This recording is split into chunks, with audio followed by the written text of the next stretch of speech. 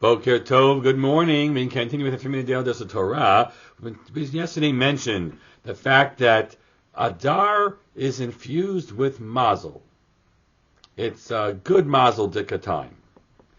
And we mentioned that has to do with constellations. I'll read you a Gemara and then we'll reference a Midrash as well.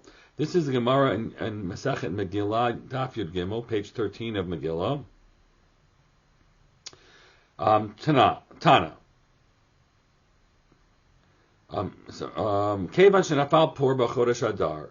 We know that what Haman does when he is determined that he will punish not just Mordechai but Mordechai, Mordechai's people as well.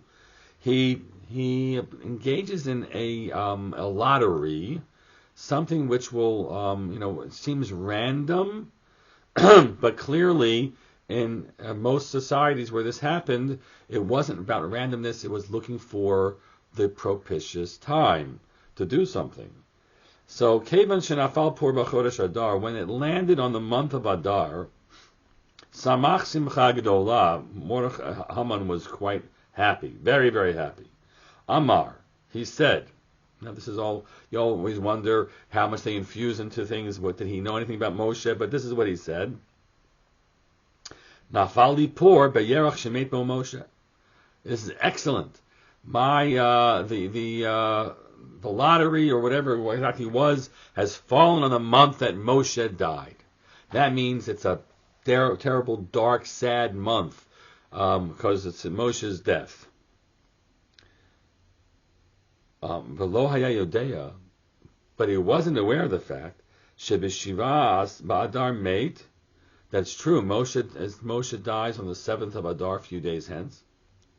In terms of when you're listening to this, Moshe died on the 7th of Adar, but Ubishiva ba'Adar nolad.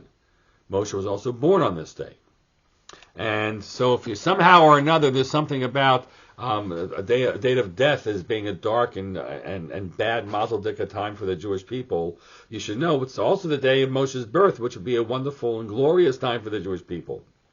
To a certain degree, what that argues is that there's no pinning down a time. There's no pinning down a time as being bad or not bad. Times are complicated mixes of things. But we add this to our earlier teaching. The Gemara's conclusion is that Rav Papa's conclusion is no. Ultimately, we say that this is a month that's infused with Mazel, with good Mazel. I'll just leave you now. We're not going to analyze it further. The Midrash takes us to understand that he actually goes from month to month to month to month, trying each month out, Haman, to try to figure out when's the best time for me to go after these folks, when won't they have any protection, and he settles in on this month of Adar, which of course we just read is misinterpreted by him as a time that must be negative and bad for us. The ultimate teaching that we walk away with and knowing is that with all we're talking about Mazel, that Mazel is something that we don't spend our time worried about as Jews for the most part.